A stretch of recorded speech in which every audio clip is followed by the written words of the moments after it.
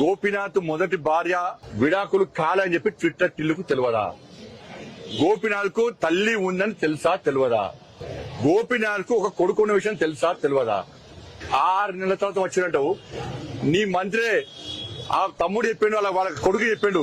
పువ్వాడ అజయ్ అనే మాజీ మంత్రి నన్ను ఫోన్ చేసి చంపేస్తా అని బెదిరించిండు తెలంగాణకు వస్తే అని చెప్పి. మా అమ్మను కూడా కొంతమంది బెదిరించిండ్రు తెలంగాణకు వస్తే చంపేస్తామని చెప్పి, అందుకే రాలేకపోతున్నామని చెప్పి క్లియర్గా చెప్పిండు.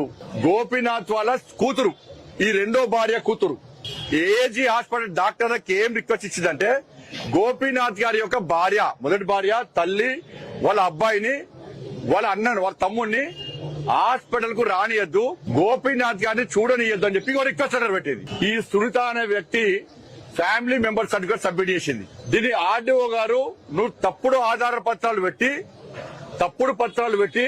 వాస్తవాలను దాచి ఫ్యామిలీ మెంబర్ సర్టిఫికేట్ తీసుకున్నావు కాబట్టి ఇది తప్పు అని క్యాన్సిల్ చేశారు.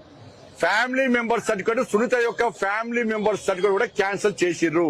ఇగో క్యాన్సిల్ చేసిన సర్టిఫికేట్.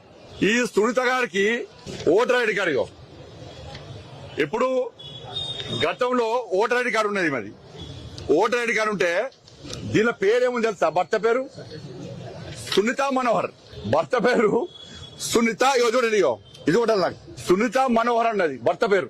ఈ సునీత మనోహర్ మళ్ళీ ఏం చేసింది ఆమె? ఈ ఐడి కార్డు ఉండగా మళ్ళా లేటెస్ట్ గా జూబ్లీస్ లో లేట్ మాగంటి గోపీనాథ్ భర్త పేరు మళ్ళీ తీసుకున్నది, ఇంకో ఐడి కార్డు తీసుకున్నది.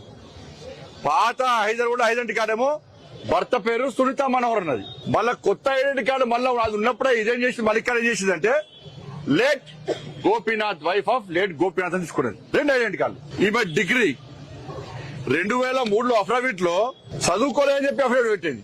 2003 అఫిడవిట్ లో ఏం చదువుకోలేదని చెప్పి అఫిడవిట్ పెట్టింది. మళ్ళా నిన్నేం చేసింది? 2020 అఫిడవిట్ లో ఎస్ఎస్సి చదువుకున్నాన్ని మళ్ళీ రాసింది. వీళ్ళు గెలవకముందే బీఆర్ఎస్ వాళ్ళు తప్పుడు పత్రాలు పెట్టి గోపీనాథ్ యొక్క ఆస్తులు కాజేయడానికి ప్రయత్నం చేస్తే గెలిచినాక ఈ జూబ్లీస్ లో ఎవ్వరి డాక్యుమెంట్స్ అన్ని మార్చారు.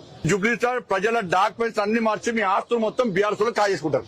దీనిలో కేసీఆర్ కొడుకు నెంబర్ 1 చాక్టా.